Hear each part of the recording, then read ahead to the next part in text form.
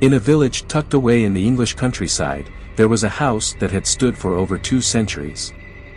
The town of Millwood, quiet and peaceful, was accustomed to storms, violent, roaring thunderstorms that would sweep through the area at least once a season.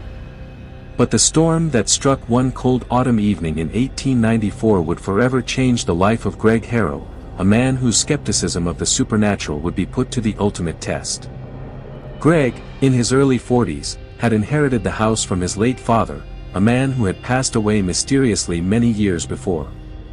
The house itself was old and weathered, much like the town it stood in. Many of the villagers avoided it, claiming it was cursed. Greg, however, thought nothing of these superstitions.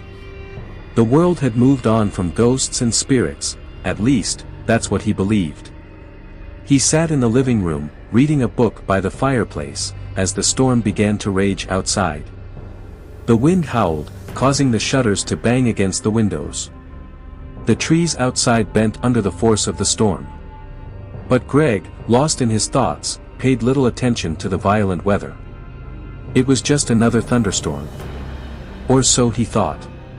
But then came the knock. At first, it was soft. Greg thought it was the sound of a branch hitting the window. But as the wind howled louder, the knock grew more insistent, rhythmic, as if someone, or something, was waiting at the door. Greg stood up, puzzled. He walked across the room, feeling a strange unease creep up his spine. His hand hovered over the door's brass handle. Was it just the wind? Or something else? He opened the door, and to his surprise, there was no one there. Confused, he stepped outside. The storm had intensified, and the air smelled of rain and something else, something old. He called out, expecting to see a neighbor, but no one answered. Yet as he looked around, something caught his eye, a shadow darting quickly across the lawn, vanishing into the woods. His heart raced. He didn't know why, but something told him not to go after it. He closed the door and locked it, his mind racing. Was this just a trick of the wind? Or had someone, or something, been there? As Greg turned back to his chair, the air in the room grew cold. A shiver ran down his spine as he felt a presence behind him. He slowly turned around. There, standing in the dim light, was a figure, a woman dressed in an old-fashioned white gown, her black hair hanging in front of her face, covering her eyes. She didn't speak, but her gaze was heavy. The air was thick with the scent of decay. "Who are you?" Greg managed to whisper, his voice trembling. The woman didn't respond. She only stepped closer, her feet not touching the ground. Each movement she made sent an icy chill through Greg's body. He tried to step back, but the air seemed to grow colder still.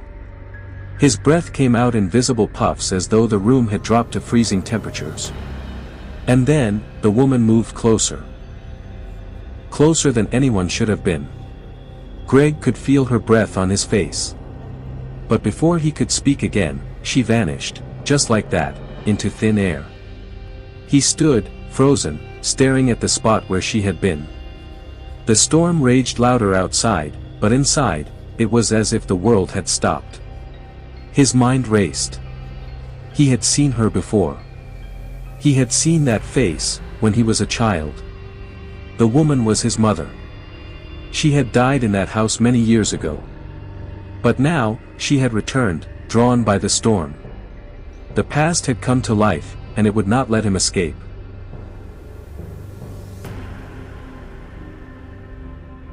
In 1923, in the rural town of Bellwood, there was a farmhouse at the edge of the woods. It belonged to the Thompson family, John, his wife Emily, and their only son, 12-year-old Tom. The Thompsons were simple folk, living far from the town, making their living by farming and cattle. Though they had heard rumors about the woods and the eerie occurrences that seemed to plague the area, they paid little mind to them. Nature, they believed, was just being nature. That was until the night of the great storm. It started as a typical evening, with clouds building on the horizon, the promise of rain in the air. But by dusk, the winds had picked up, and the sky had darkened with an unnatural swiftness. The storm broke just after supper, with fierce winds and sheets of rain lashing against the windows. As the storm raged, Tom excused himself to fetch a book from the attic. It was a small room, full of old family belongings, dusty and untouched. But when he arrived, he felt something different. The room was colder than usual, and there, sitting in the corner, was a boy, no older than he was. The boy was sobbing quietly, his head bent. Tom approached him, his voice gentle. "Hey, are you okay?" The boy looked up, but his eyes were hollow, his face gaunt. He didn't speak, he just continued to cry. Tom reached out, wanting to comfort the stranger, but the moment his hand touched the boy's shoulder, a chill spread through his entire body. The room seemed to grow colder, darker, and the air was thick with a palpable fear. Suddenly, the boy stopped crying and whispered, "I never got to go home." Before Tom could respond, there was a flash of lightning so bright that it seemed to fill the entire room. The boy was gone, vanished without a trace. Tom ran downstairs, but when he told his parents, they only stared at him in disbelief. John, his father, went pale. "That's impossible," John whispered. "There was a boy who died in this house years ago, struck by lightning during a storm, just like tonight." Tom never spoke of it again. But on every stormy night thereafter, he could still hear the faint sound of crying, always from the attic. And no matter how far he moved away, no matter where he went, he could never escape the memory of that boy. The storm had brought back a spirit trapped in time, a boy who would never be at peace.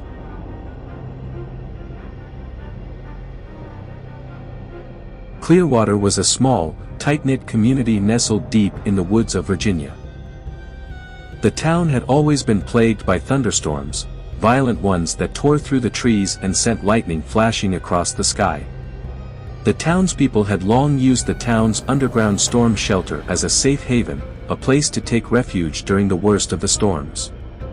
Sarah Miller, a newcomer to Clearwater, had heard the stories of the shelter's history but never gave them much thought. On a particularly violent evening in 1938, when the winds were howling and the storm seemed ready to tear the town apart, Sarah found herself hurrying to the shelter with the other townsfolk. She was new to town, still adjusting to the ways of her new neighbors. The shelter was cold and damp, its stone walls echoing with the whispers of generations past. But when Sarah descended into the darkness, there was something else, something wrong about the atmosphere. The townspeople, though used to the shelter, seemed uneasy. As the storm outside raged, Sarah sat in a corner, trying to make herself comfortable. That's when she heard it, a low, guttural moan, as if someone was in pain. She froze, looking around the dimly lit room. The others didn't seem to notice. Then, she saw him. A man, his clothes tattered, his skin pale and stretched tight over his bones, stood at the entrance of the shelter. His eyes were hollow, his mouth moving, though no sound came from it. The man stepped forward, and the temperature in the room dropped instantly. Sarah could see her breath forming in the air. "Who are you?" she whispered, her voice trembling. The man didn't respond.